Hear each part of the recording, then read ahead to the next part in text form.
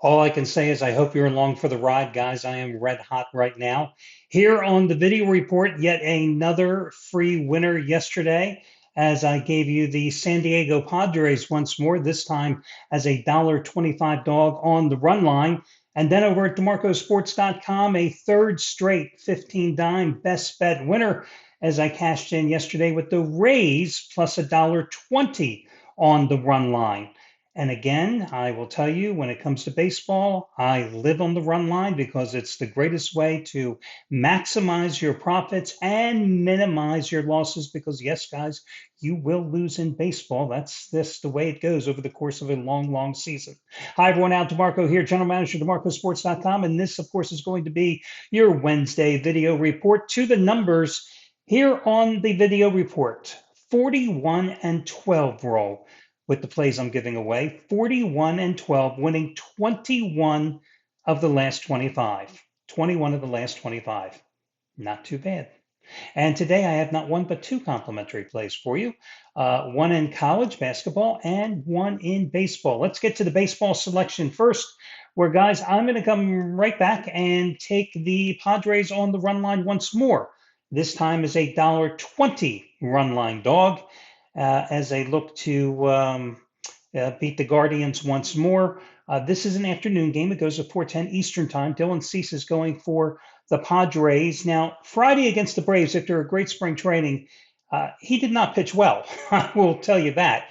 4 1/3 innings, 4 hits, 3 runs allowed, 1 homer, but he did strike out 7, walk just 2.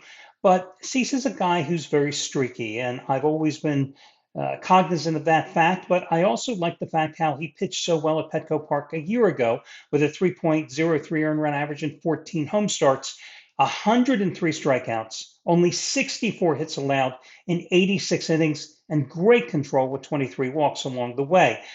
Also, generally a very strong starter, meaning in the month of April a year ago, in 5 starts, he went 3-1 with a 2.61 earned run average. Now, you know the Padres are perfect 6-0.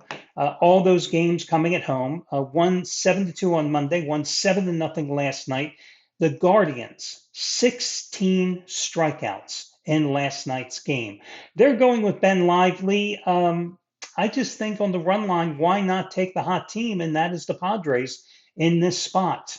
Now, your other complimentary play, it is going to be in that little Crown tournament. I mentioned yesterday how the Crown tournament is all screwed up, how they did not get regulatory permission and approval. So sports books all through the country would be able to take action on this tournament is beyond me. One gentleman wrote in here in the comment section here on YouTube and, said something about it. And, to me, it's like, what did we go back to 1984? There's a tournament in Las Vegas and you can't bet on the damn thing. It's crazy. Sports books in Vegas, yes, you can bet on it. If you're sitting in Pennsylvania, if you're sitting in New Jersey, if you're sitting in Ohio, I don't think you can get a wager on it because those two big books that 65% of the wagering public use in the 38 states where online wagering is legal, plus the District of Columbia, in most of those states, these games aren't even listed. But if you happen to be able to get a line on the game, the play is going to be Boise State. Now, I gave you Boise State in the opener in the tournament on a Monday, and tonight is the quarterfinals. Listen, I'm just going to repeat what I told you on Monday. I thought Boise State got robbed. I thought that they should not have been among the first 4 out. I thought that their case, unlike West Virginia and Indiana, was for real after the way they finished the regular season strong and then battled Colorado State, reaching the Mountain West Conference Championship game. They closed on an 11-3 run.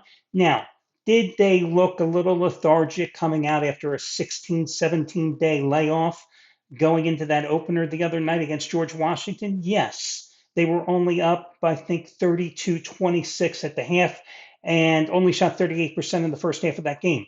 And the second half against the Revolutionaries, which, by the way, it's still strange not to call George Washington the Colonials. In the second half of that game, they could not miss. I mean, shot nearly 61%. Outscored the Colonials, the Revolutionaries, 57-33 in that second half. In fact, they scored 86 points in the final 32 minutes of that game. Now, the final was 89-59, right? They won by 30. They only had 3 points in the first 8 minutes of that game. And a team that is very strong rebounding and good defensively, but generally doesn't force a lot of turnovers. I don't know what got into Boise State in that game, or maybe it's just that George Washington played so poorly, but their defense forced 22 turnovers, a season high 16 steals. They had a 27-5 edge in points off of turnovers, 18-0 advantage in fast break points. Yeah, say that three times quickly. Um, Again, I'm going to go with them tonight. They are playing Butler. This line can be found, depending on where you're playing and who has it available, anywhere from 6.5 to 7.5 points. I think 7.5 is the more likely number, but I'm not worried about it because I think they're going to win by double digits. You've got a team from the Mountain West Conference, a conference that I followed religiously this year and made a hell of a lot of money for you and me both, against a team that was a bottom of the barrel club in the Big East. It doesn't matter that the Big East, if you think it's better than the Mountain West, but I think the top five teams in the Mountain West, which you count Boise State among them, along with Colorado State, along with Utah State, San Diego State, and New Mexico, pretty strong top five, okay? This is a Butler team. Yeah, they managed to overcome an 11-point deficit in the second half to beat Utah the other night. Big deal. Big deal. They went 6-14 in the Big East, beating Utah by a bucket on Monday. Again, big deal. Like the Utes were any good. They do have some size. They start two guys along the front line that are 7'1" and 6'11", but their post defense is pretty poor because opponents hit 51% of their 2-point shots. And despite having that size, their block percentage rate is only 6.7%.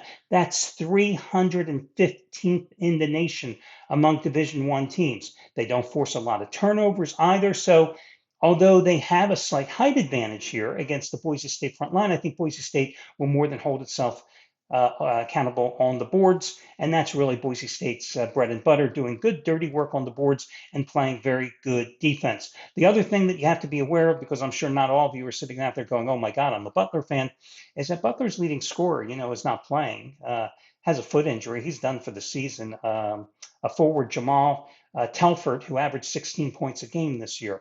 So Butler, strong offensive team, can't play a lick defensively. The other thing that you have to counter is, as I mentioned in talking about Boise's game the other day, playing in Las Vegas is not anything new for Boise. The Mountain West Conference tournament was held in Vegas, different location, different venue. They came to UNLV, beat the Running Rebels over at Thomas and Mack Stadium. So Boise State would be the play there. And I got to be honest with you, I like these plays equally. So the Padres on the run line and Boise State, those are your two selections. Good luck, everybody.